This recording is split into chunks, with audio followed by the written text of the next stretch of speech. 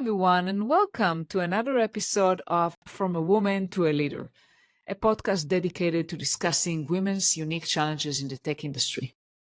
I'm your host, Limor Bergman Gross, and today I'm super excited to interview Sherrika Sanders. Sherrika is not just an accountant. She is an entrepreneur who turned her extensive corporate experience into a mission to empower other accountants and women entrepreneurs.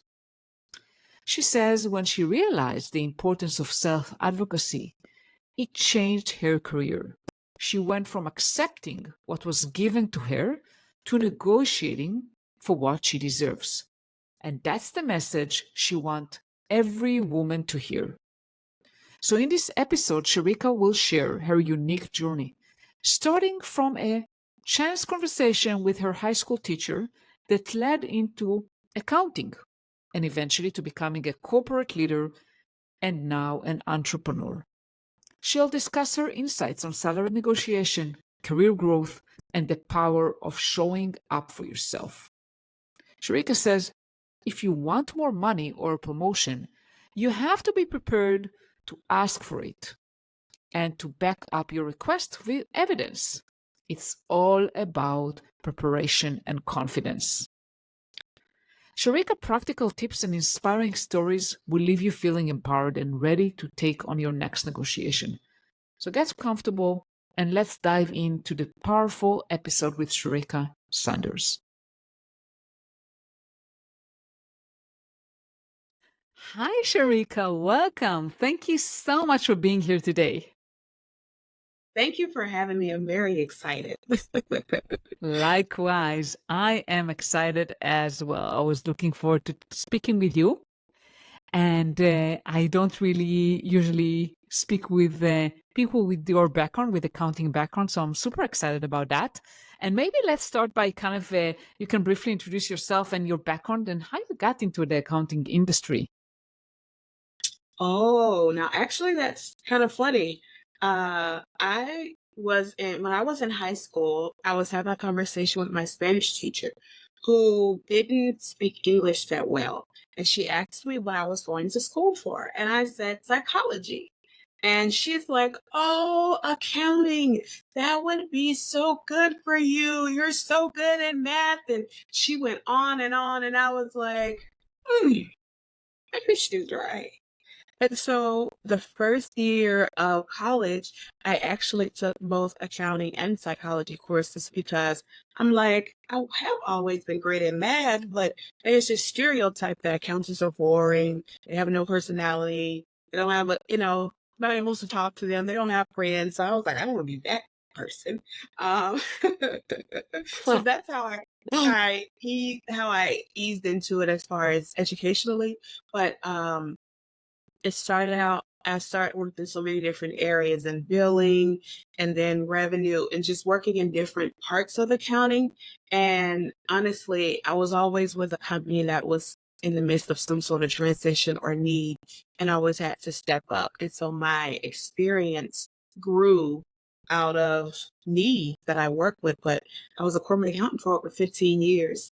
And it's those experiences that have shaped why I'm here today and what I do today and why I have this newfound passion for what I do. Incredible. And I just want to kind of reiterate what I heard from you. It's like, it's incredible, right? Because we have the story in our head of what we can or cannot do. And then, just a Spanish teacher, random kind of conversation Yes. out of her, Yes. she planted this seed, and this is incredible. So think about how your life would have looked unless you had this conversation with the Spanish teacher. It's amazing, right? Like it's one thing. It helps us to remember. That helps me to remember the small things and appreciate each moment because you never know the impact that it'll have down the line. Absolutely. And before when we spoke in our pre-call, you mentioned like realizing the importance of advocating for yourself in the workplace. Yes. And I very much agree with that. So can you share a little bit about that, about your experiences that led to that realization? Yeah. Yes. So I will say that I've always felt that if you're looking to get promoted within or get promoted, period, just within your career, if you want more money, a reasonable increase, you typically have to go outside the company versus a promotion within the organization, because when you go outside, you'll get a little bit more than inside. But there were times where I was with a company and I was promoted from within, and every time I had to advocate for the salary that I wanted, every single time.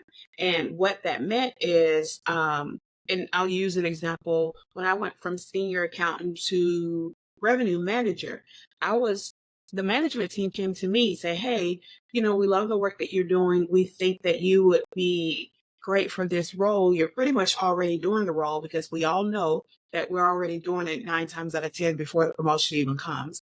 You're already doing the role. This is your salary. Congratulations.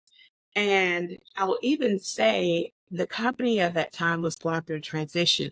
And they said, we're doing this now because we're about to go through a hiring freeze and won't be able to give any increases. So we want to make sure we do this for you now. And the reason I mention that is because some would say, oh, well, that was nice of them, how they, really looked out for you, but the salary wasn't acceptable. And when it's all said and done, I have to make sure I understand what's best for me. Is this going to make me happy? For the amount of work that I'm doing, will I be happy when I get paid, twice a month or whatever it is? And so I thanked them for the opportunity. I went back to my desk, and later that day, I wrote out a letter thanking them for the opportunity, explaining all of the things that I'd done during my time with the company, explaining why I felt that my increase should be X dollars instead of whatever it was. And I also went online to like salary.com or something like that and found support to say a person with this experience gets this salary.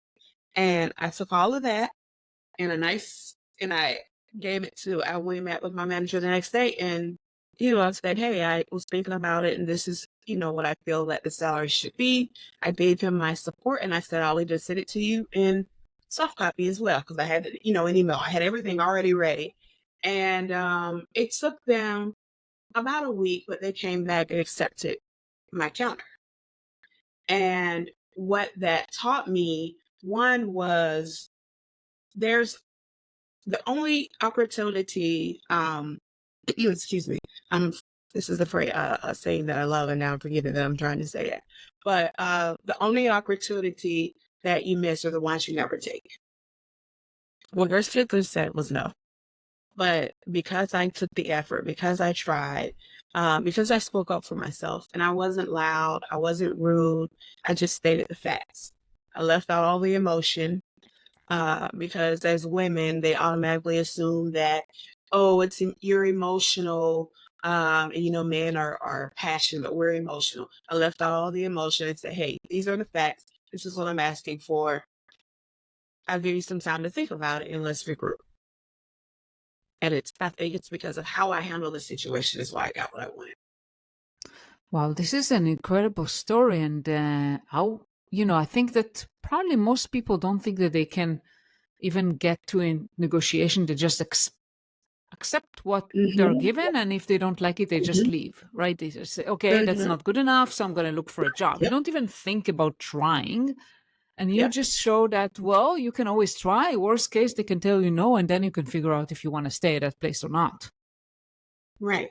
And another way that we get caught up, and it was really hard for me being at accounting, I would see the financials. I knew what the budget was. And so it could easily say, well, you've seen the budget. You know we don't have the money for that. But what I also realized from being in accounting is they find a way for anything that they want to do. When you have an employee, when there's an employee that they really want to keep, when there's a new business venture that they want to do, they find a way, they find the money for it. And so if they value you as an employee, then they will find whatever it is you're asking for. But be open to coming up with a plan, because it could be, hey, we can't do it right now, but maybe in 6 months. Well, okay, let's talk about a path that I should take and things that I need to accomplish with the next 6 months so that we can make sure that this happens. And hold them accountable because they're going to hold you accountable. So, yeah, don't let them tell you we don't have it. It's not going to happen. Just try. Yeah, that's a good input from someone who worked, in finances. So you know how it is from the inside. And you Uh-huh. also wanted to relate to what you said about when someone is important, they will find a way. You told me about a story that you had an aha moment about, related to that increase that the CFO wanted to give a 10K increase, and I'll let you share it because I think it's an important story as well. Um, well, I think this was the one where they wanted to give the increase to the person that reported to me. Yeah. And because I actually had 2 encounters with our CFO regarding my salary, but I excelled in both, so I'm happy about it. But this one in particular was so career changing for me because I had a person who reported to me, and I don't even know if I told you this part. This person reported to me because they came from the other company, and when they came over, it was this older white male now reporting to this younger Black female. And I think he had an issue. I'm not going to say it was a race thing, but definitely an age thing. And he turned in his notice saying that, I don't think I want to do this. And so our CFO was like, we really value you as an employee. So here, we're going to set up a new role for you, a completely different position, and give you this great salary, but we're going to give it to you in pieces. Well, they did all of those things, which weren't ethically, that wasn't right, just to put that out there, because he hadn't done anything to deserve all that they were giving him. They just liked him. They gave him this new role. It didn't work out. He didn't step up. He didn't perform.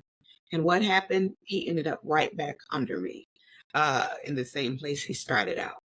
And so then these extra dollars. Well, the extra dollars were attached to this new position. You no longer have that position. But again, the CFO was like, well, I really like him, so I'm going to give him the money. And I had an issue with that because he reported to me he was barely doing the job that he had. So why are we incentivizing nothing? And the CFO wanted to give him the money. That's fine. One, I thought it was important that I spoke up and gave my thoughts, because my opinion does matter. I was in a management role, and sometimes we get intimidated by the role of the C-suite person or that person in a higher level than us, so that we're not able to speak up. Again, professionally, you can say whatever it is you need to say to advocate for yourself, because that's what I felt like I was doing. And the reason I was advocating for myself is because this increase was going to give him the same salary that I was making. So you have a lesser position, you're not even doing the work for it, and we're going to be making the same amount of money. And then the CFO's like, I guess I'll have to give you more too, so that you all aren't on the same salary. Do I say thank you? Is that a compliment? Like, what is happening here? And that's exactly what he gave him, his increase, and he gave me one too. And honestly, it was a nice increase because the other guy's was. Um, and he gave me one too. But it was like, I work hard. I'm definitely not going to turn it down. Let's just be clear. But let's also be fair. Let's also make sure we're being ethical. What lesson is being taught here? And when it was all said and done, they ended up letting the guy go because his performance just became worse and worse over time. It's because you started off rewarding bad behavior. When he initially wanted to leave the company because he didn't want to report to me, that should have been addressed at that time, instead of rewarding him to say, you know what, we really like you. She is younger. Let me just figure something else. That's not okay. That's not okay. So yeah. And kudos to you that you stood up for yourself. And Have you stayed there after that? I was there after that happened. That happened right before COVID. So Mm-hmm. I was there probably another maybe year and a half after that. Mm-hmm. Mm-hmm. Um, because it was shortly after that promotion, after that increase that they gave that person, that he's just completely changed as far as his work, and it just got worse and worse and worse. Like sleeping at his desk. It was crazy. Wasn't meeting deadlines, not getting things done. And while he reported to me, and I've always been the type of manager where we're a team. If you're not doing well, we're not doing well. But when I have someone who I repeatedly told you, like, he is not performing and you still want to reward him, I'm no longer responsible. And so, just making sure, hey, this is what the deadline was, this is the person responsible for it. How would you like to handle it? And so eventually they ended up letting him go. And I'm like, that was a whole year and a half or so wasted. Yeah, this Yeah. is very unfortunate. And I wanted to ask you, you also mentioned in a previous conversation that you shared an example of advocating for a long-term underappreciated accountant on your team. Can you walk us Mm-hmm. through the steps to ensure that she received a recognition and Yes. salary increase? Yeah, It was almost the exact opposite of the story I just told. I had yeah. a young lady on my team, and she had been with our company for a really long time. When she started, she was in another department. She went back to school, got her degree, and was eventually offered a position in accounting. She worked really hard. She came in early if needed, stayed late if needed, but she was very quiet. Definitely an introvert, really kept to herself. But again, she worked really hard, and she was someone that I could really rely on as far as to help, get things done. And even when there were shortages or things, she would step in to help out. And so I had a conversation with our CFO. I'm like, hey, I think she should be promoted to senior. The work that she's doing is that of a senior, not a staff accountant. And he comes back and tells me, well, I will see her. And not that you have to be the loudest person in a room, and not that that was the right thing to say. This was the same CFO that gave the other guy the increase. And not that, that was the right thing to say, but I said, all right, challenge accepted. So she and I sat down, and I'm like, he says he doesn't see you. So we're going to make sure that he can't deny seeing you. The projects that you're doing, I'm going to have you as the voice for those projects. When they have a question, you'll be the person that answers those questions. We're going to make sure that there's no way that they can deny you what you deserve. And like I said, she was really introverted, so it was a little uncomfortable for her, but just reassuring her that, I was there, I had her back. If she needed me, I'm, right there. I think that made a big difference. And so it was maybe a couple of months went by of just making sure that she was the spokesperson for all things related to the work that she did. And then I submitted the same thing that I'd done for my prior roles. I submitted the details from salary.com. I wrote up how much of a great impact she's been to the team, all the things that she's done, and I put in what I believe her salary should be. And it was ultimately accepted. Yeah, you raise a very valid point about speaking up. And unfortunately, I see that a lot with not just with women, but a lot of that is women and people that are more introverted, that it's really hard for them to speak up, especially, in front of other people, especially in meetings when there is more than just Mm-hmm. one person in front of them. But it can really hurt your career if you're so too quiet and never speaks. Yeah. Yeah. And that was one of the things I had to tell her. I'm like, it's honestly not just here, it's anywhere you go. They're going to walk over you. They're going to look past you because they don't hear you. And not that it's right, but unfortunately, it's just the environment that we're in. And she didn't even ask me about the promotion. I just saw it and I felt like she was ready for it.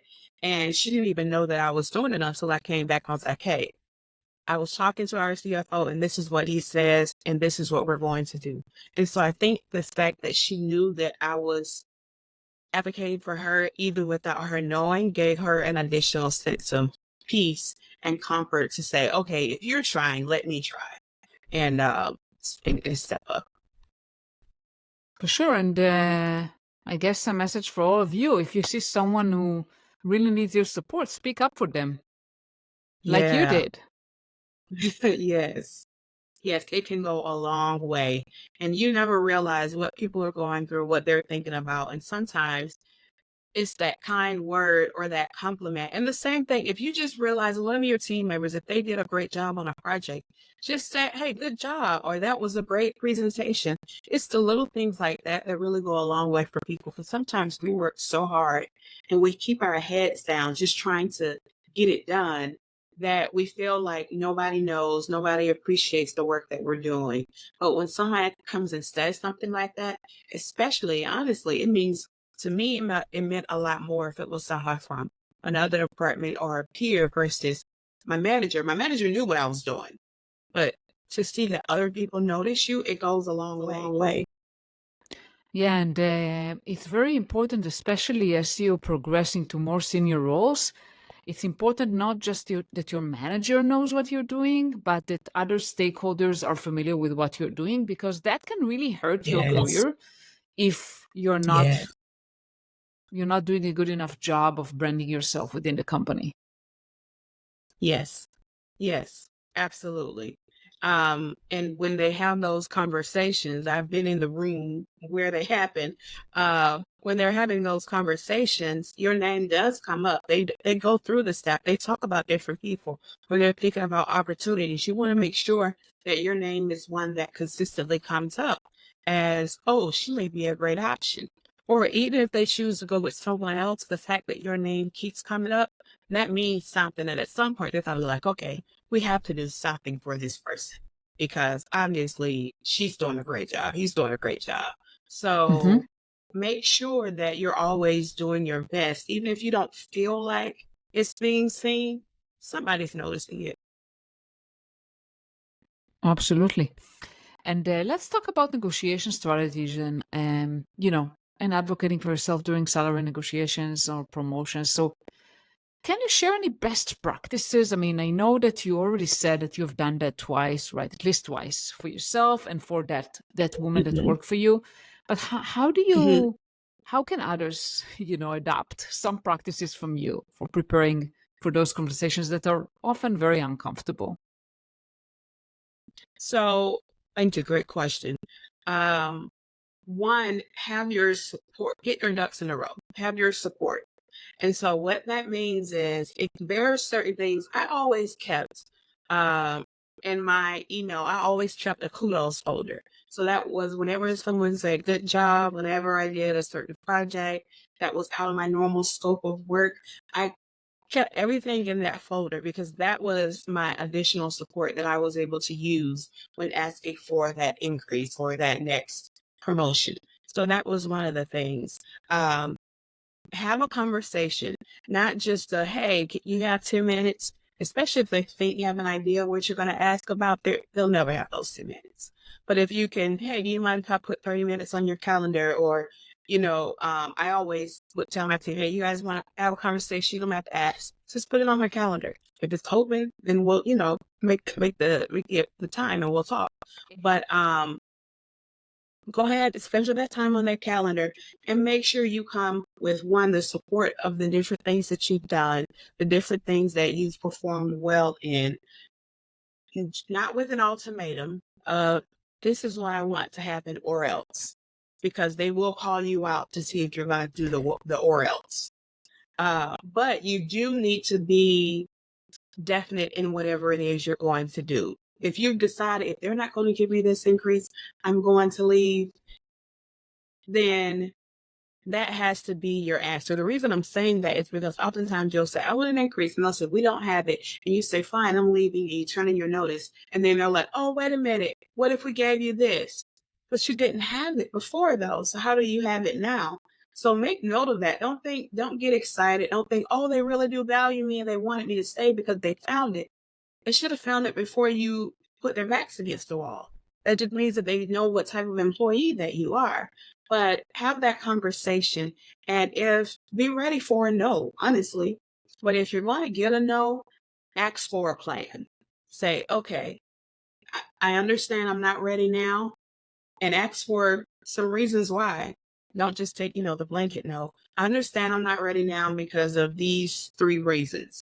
So if I am willing to work on these things and show this level of improvement in these areas within the next 6 months, 3 months, whatever that time frame is, then can we agree on an increase now? Because now you're both accountable.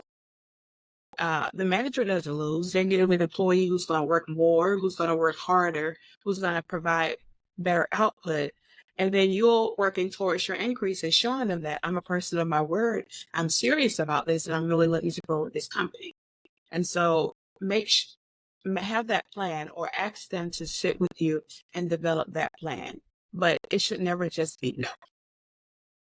It can be not now, but not no.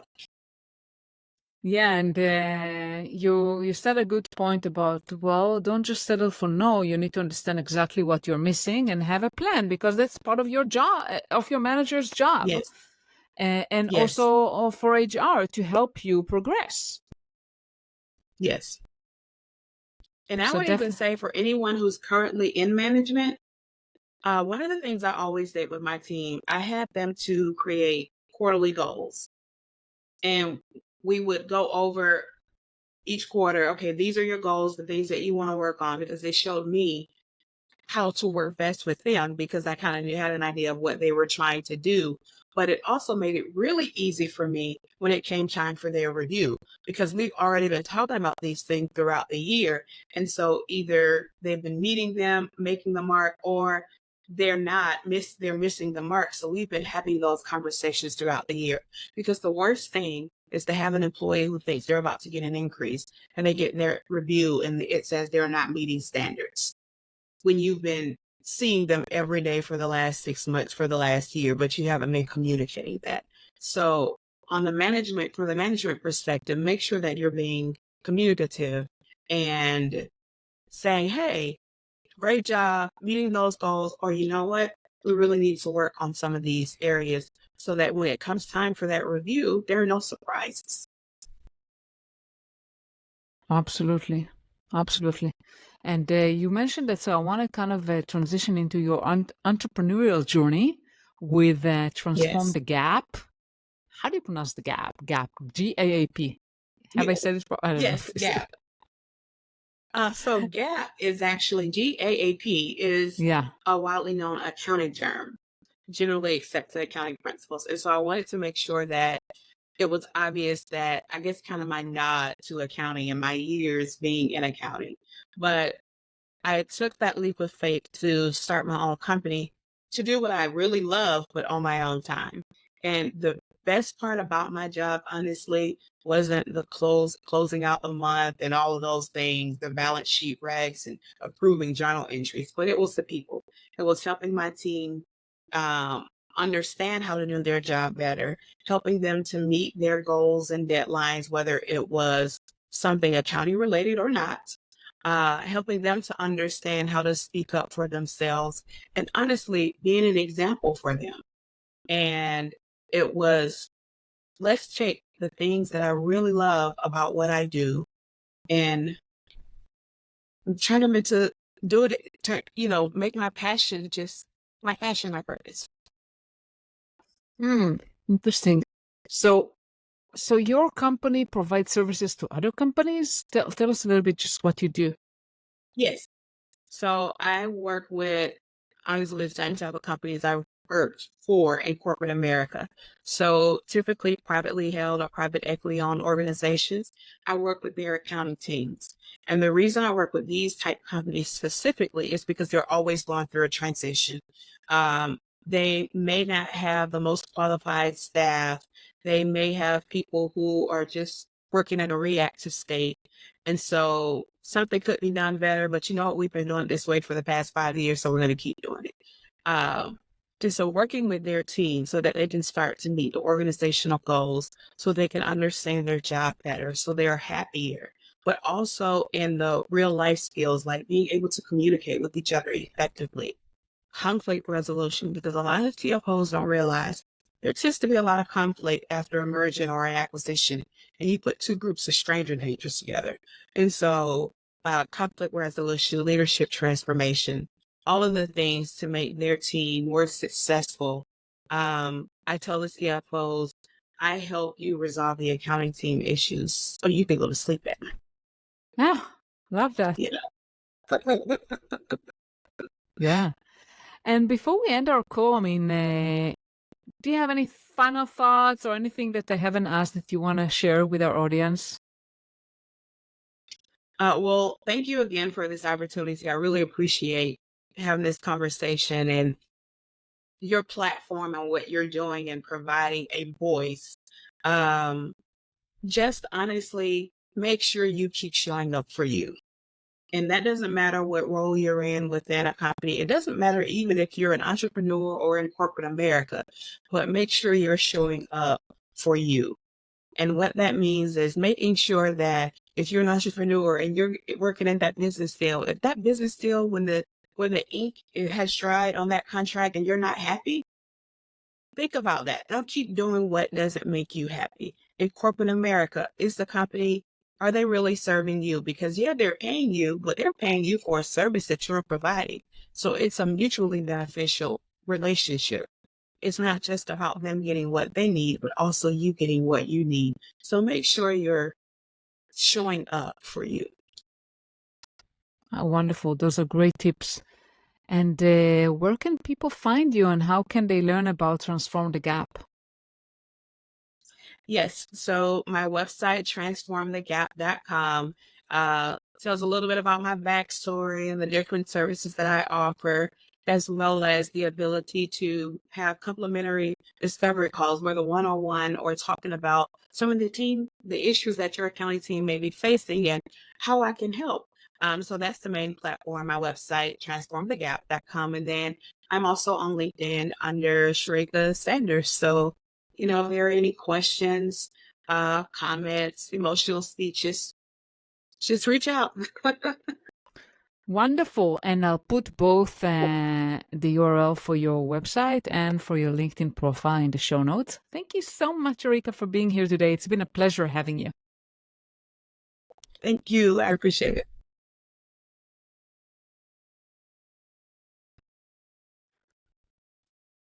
Thank you so much for listening to another episode of From a Woman to a Leader. I hope you enjoyed my conversation with Sherrika, and as always, I value your feedback. Please share your comments and also subscribe to receive notifications of upcoming episodes. Before you go, I wanted to announce the episode that I'm going to share next week that you don't want to miss. I'm going to speak with Jamie Gennaro, and Jamie says in the episode, one of the biggest challenges for many women is knowing and asserting their worth, especially when it comes to negotiating for what they deserve. It's a crucial skill that can transform your career. Jamie is a phenomenal business coach and consultant, and she shares her journey from the tech and advertising industries to founding her own consulting business, Practica Consulting. She provides actionable insights on building confidence, understanding your true value, and taking intentional risks. Jamie says it's all about realizing that your time and expertise are incredibly valuable. You don't need to justify your worth based on hours worked, but on the impact you make. And I couldn't agree more with that. Make sure to tune in for this empowering conversation. Jamie's advice on career transformation and negotiation is something you don't want to miss. See you next week.